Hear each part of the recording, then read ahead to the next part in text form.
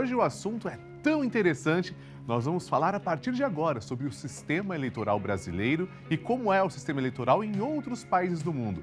Acompanha comigo esse VT. Você sabe como funciona o sistema eleitoral brasileiro? O sistema foi estabelecido pela Constituição de 1988 e é gerido pelo Tribunal Superior Eleitoral. Basicamente, a cada 2 anos são realizadas eleições no Brasil e os candidatos são eleitos por meio do voto popular. A Constituição de 1988 determina ainda quem são aqueles que podem votar para eleger os nossos representantes. Segundo o artigo 14 da Constituição, a soberania popular será exercida pelo sufrágio universal e pelo voto direto e secreto com valor igual para todos. Em outras palavras, a Constituição estabelece que as pessoas com 18 a 70 anos são obrigadas a votar. Os analfabetos, pessoas com 16 ou 17 anos e indivíduos com mais de 70 anos podem votar, mas não são obrigados a fazê-lo. Já em outros países, as regras podem variar bastante. Nos Estados Unidos, por exemplo, o candidato que receber a maioria dos sufrágios não necessariamente será o novo presidente. Mesmo entre as nações democráticas, existem diferenças entre os métodos de contagem de votos e o sistema representativo. Acompanhe agora o nosso papo e entenda melhor como funcionam as eleições no Brasil e em outros países. E para a gente falar sobre esse tema tão interessante e super atual, nós recebemos hoje o Dr. Paulo Henrique Ledo Peixoto. Ele é mestre em Direito Político e Econômico, advogado e consultor jurídico. Ele atua como advogado, especialmente na área de Direito Público, professor na Damásio Educacional, há mais de 10 anos também professor em cursos preparatórios para exame de ordem da OAB e concursos públicos, e hoje ele é nosso aqui no Bendita Hora. Doutor Paulo, boa tarde. Boa tarde, padre. Satisfação tê-lo aqui conosco. Doutor, hoje, então, com as eleições se aproximando, esse assunto se torna cada vez mais importante e interessante. O sistema eleitoral brasileiro, como o senhor definiria? Como é o sistema eleitoral brasileiro em questão de confiança, credibilidade?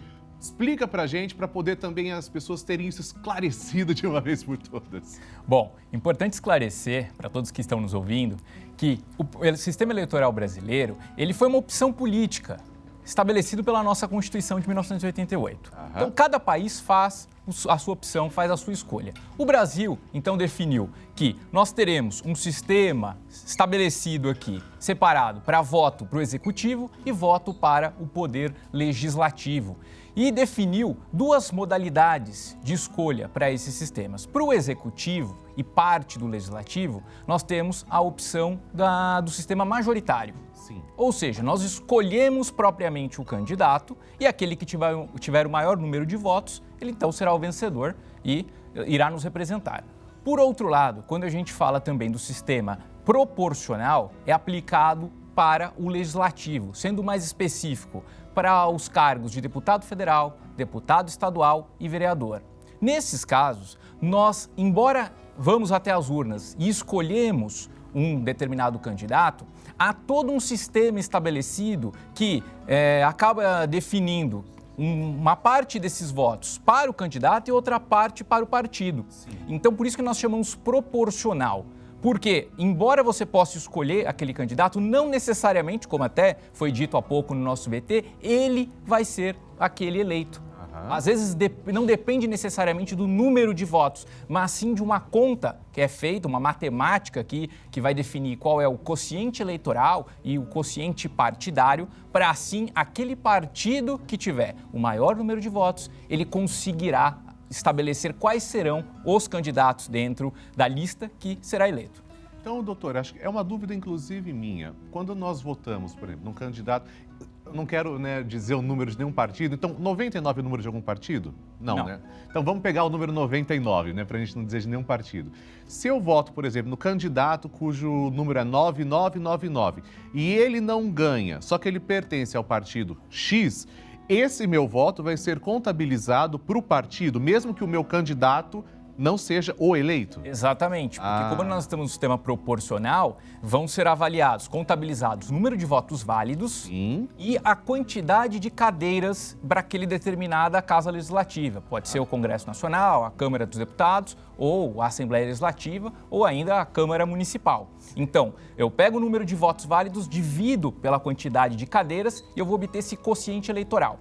Aí eu tenho que fazer uma segunda conta. Eu pego o número de votos válidos que aquele partido ou coligação tiveram e divido por esse quociente que eu tive na conta anterior. Assim eu vou saber o número de vagas que aquele partido poderá colocar parlamentares que poderão ser eleitos, então. Perfeito, esclarecido. Eu acho que essa é uma dúvida muito comum. É muito bom, doutor. E vocês já pensaram como surgiram as urnas eleitorais? Vejam esse VT. Quando a gente fala em urna, geralmente a imagem que vem na nossa mente é essa daí, não é? Mas eleitores e eleitoras de gerações mais antigas viveram num tempo em que as palavras urna e eletrônica não tinham nada a ver uma com a outra. As primeiras urnas usadas no Brasil, lá no período colonial, eram feitas de madeira. Foram vários modelos de urnas de madeira utilizados ao longo dos anos. Algumas versões com cadeado, outras com lacre. Nos anos 50, as urnas de lona começaram a se tornar o padrão. Elas também tinham lacre e eram mais leves e fáceis de serem transportadas. Os votos de eleitoras e eleitores brasileiros foram depositados nessas urnas por cerca de 40 anos. Apesar dos esforços da Justiça Eleitoral, criada em 1932, a votação com cédulas e com a contagem manual não conferia segurança ao processo eleitoral. Era preciso pensar numa forma de combater as fraudes. O ministro Carlos Veloso, quando esteve na presidência do TSE no biênio de 1994 até 96, teve um papel importante na implantação da urna eletrônica. Ele conta um exemplo histórico de irregularidade eleitoral antes do voto digital. Nas eleições de 94, houve uma notável fraude no Rio de Janeiro, né? Grande fraude nas eleições, falsificação de cédula, aproveitamento de votos em brancos e outras mazelas. Então, a Justiça Eleitoral chegou à conclusão que era necessário informatizar o voto.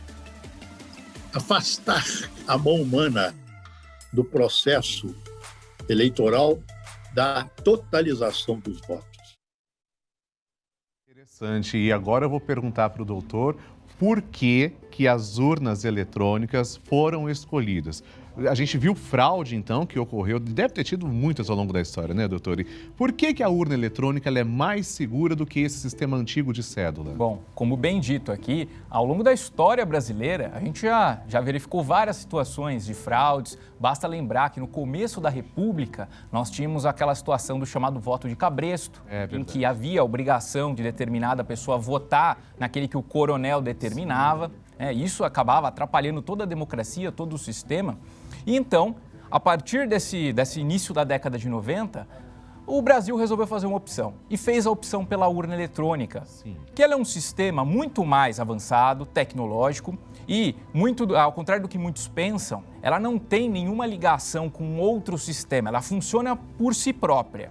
Então isso garante o próprio sigilo dos votos e o sistema como ele é estabelecido impede qualquer acesso, impede que qualquer um possa invadir e alterar o programa.